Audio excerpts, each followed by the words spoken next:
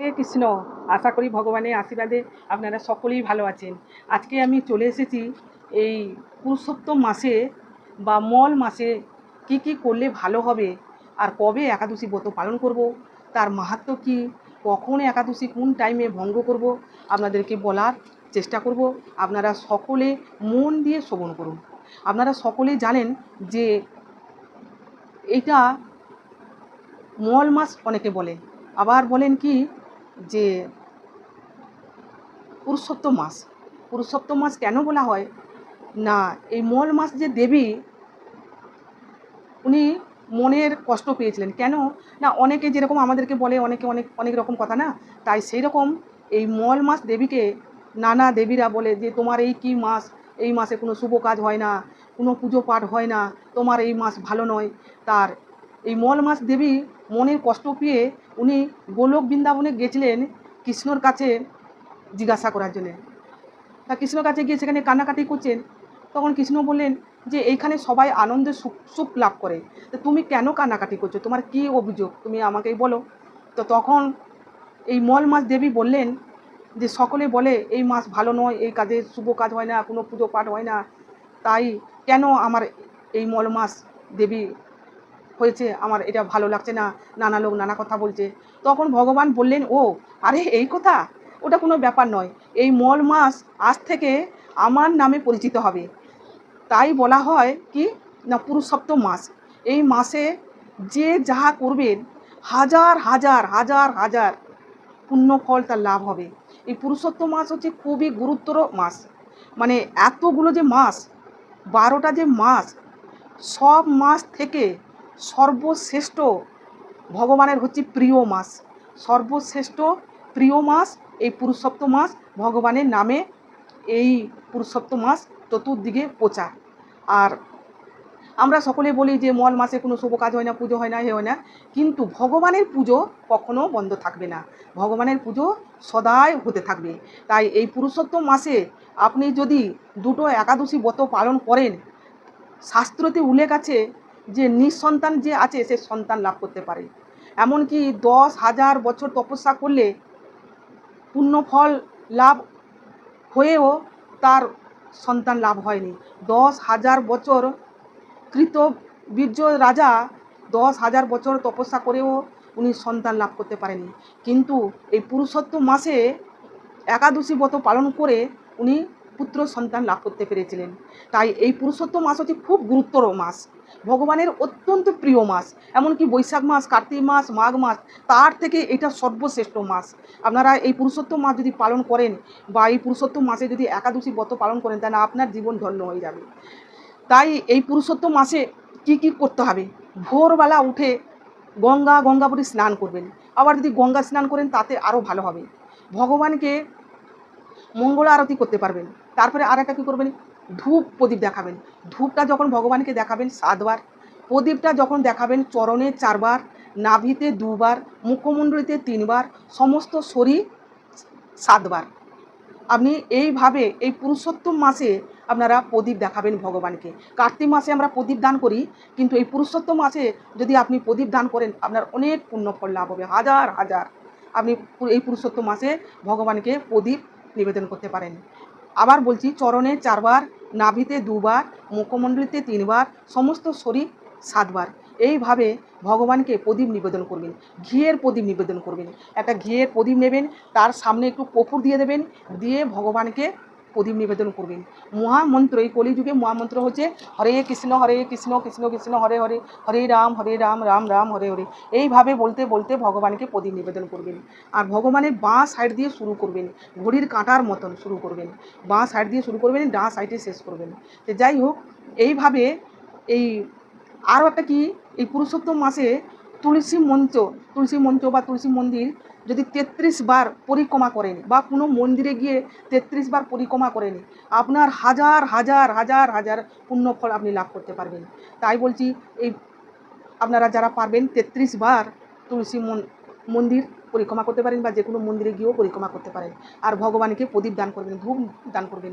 তারপরে এই মাসে দানও করতে পারেন, এই যেরকম ভাগবত, গীতা, বা চৈতন্য চৈতামৃত বা মহাভারত, মানে যে কোনো ভগবানের বাণী দানও করতে পারেন। এই দানেরও মাহাত্ম আছে।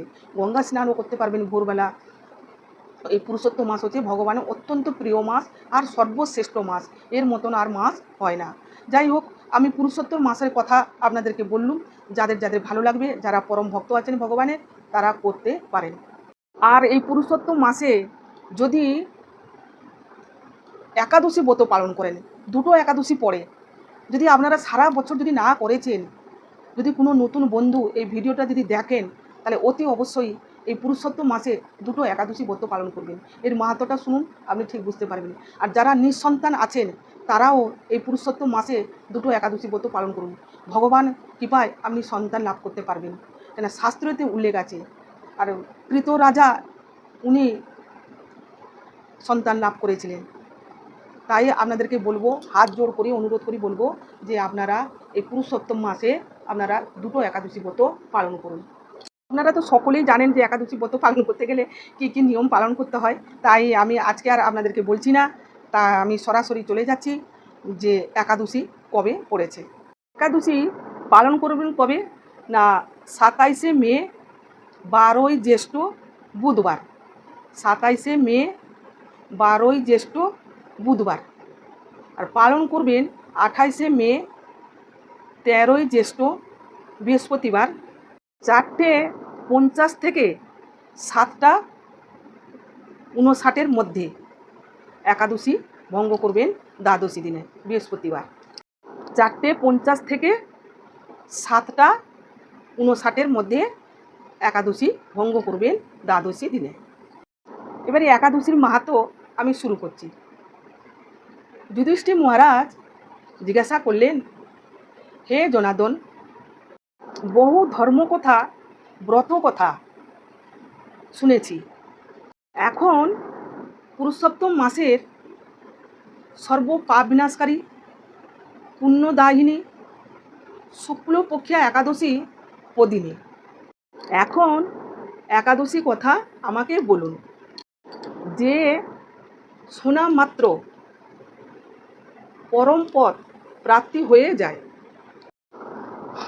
ভগবান বললেন, দশমী থেকে ব্রত শুরু হয়। কাঁসারে পাত্র ভোজন, মসুর ডাল, ছোলার ডাল, শাক, অন্নের অন্ন,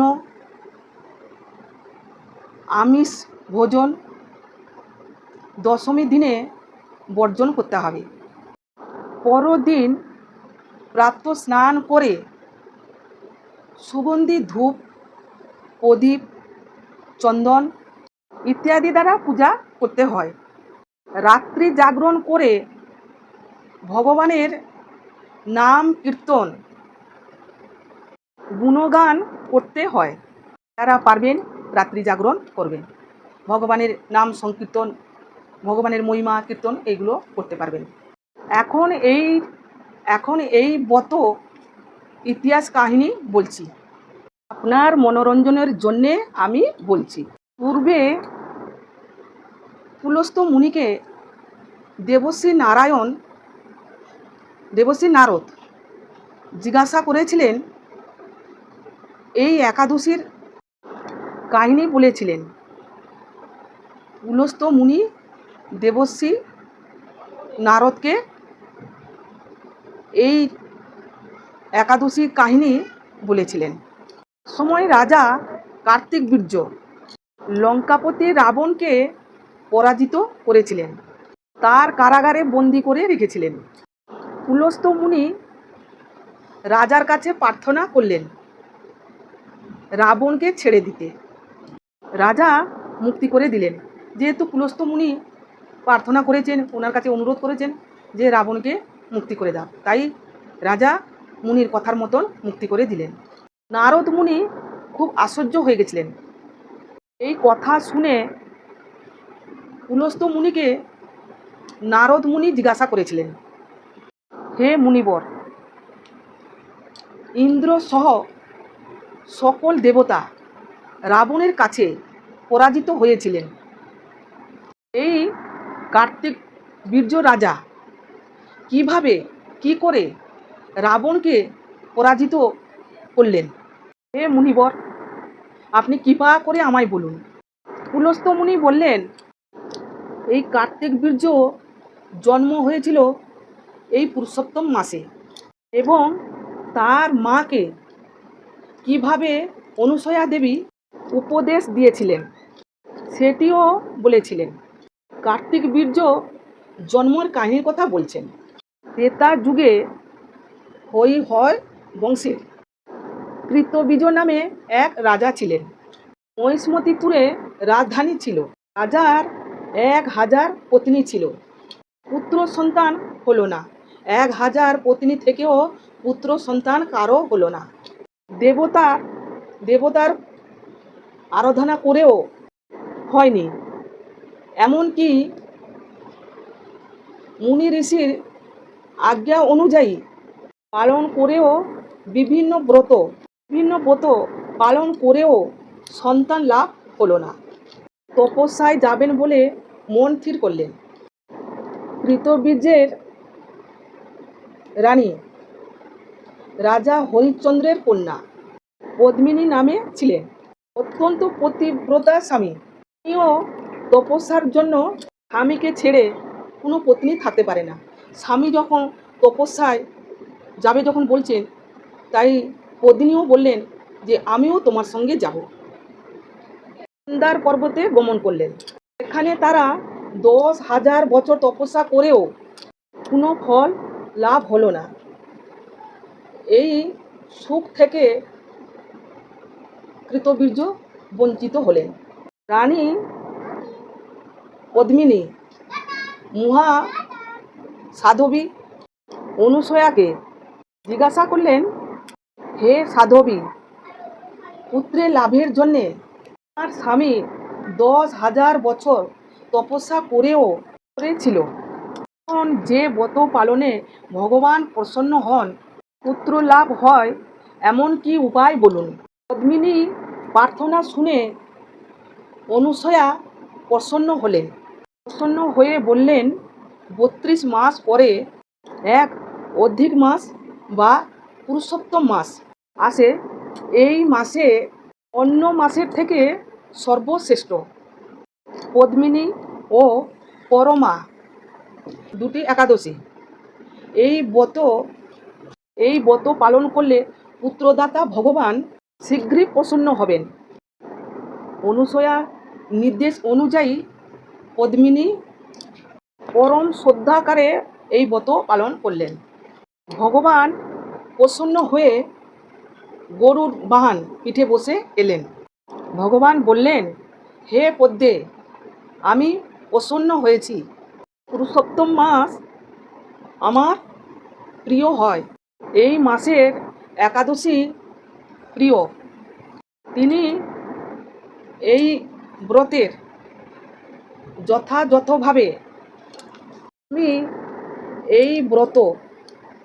যথাযথভাবে পালন করেছ, তাই আমি তোমার ইচ্ছা পূর্ণ করেছি। রানী তখন বললেন, হে ভগবান, আমার স্বামীকে প্রদান করুন। ভগবান বললেন, হে রাজন, আপনার কি বরদান প্রার্থনা করুন।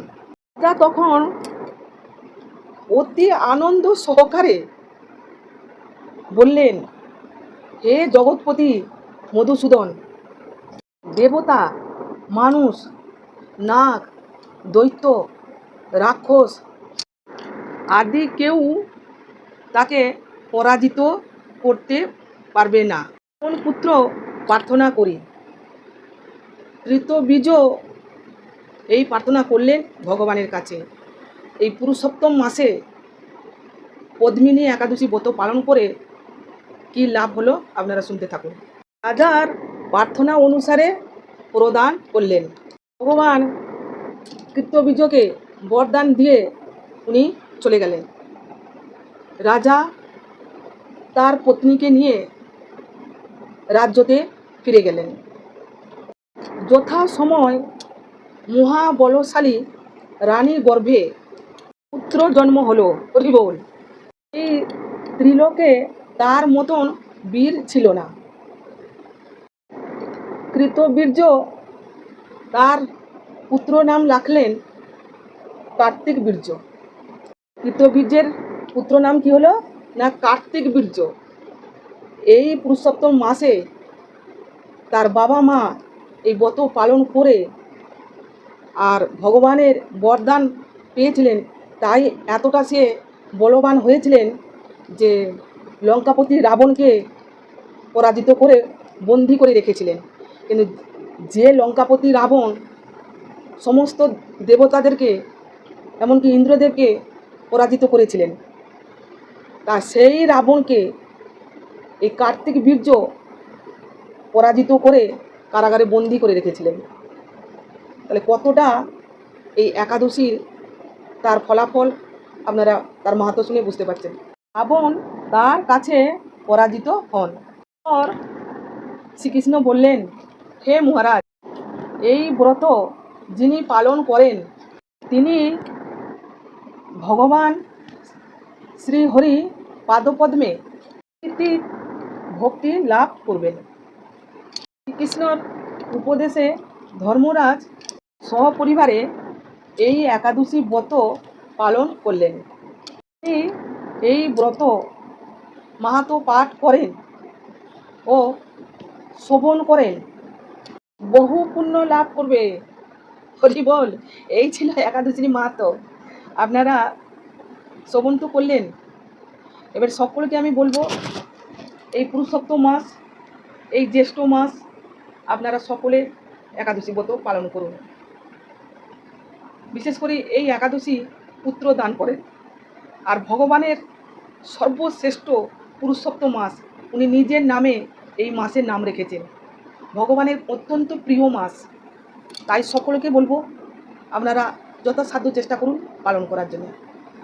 আর আমি এইখানে শেষ করছি, পরে ভিডিওতে আবার দেখা হবে। আপনাদের ভিডিও যদি ভালো লাগে বন্ধু বান্ধব আত্মীয় স্বজনকে ভিডিওটা শেয়ার করবেন, তাদেরকেও করতে বলবেন, নিজেরাও করবেন, আপনারাও ভালো থাকবেন, অপরকেও ভালো রাখবেন। আর আমি এখানে শেষ করছি।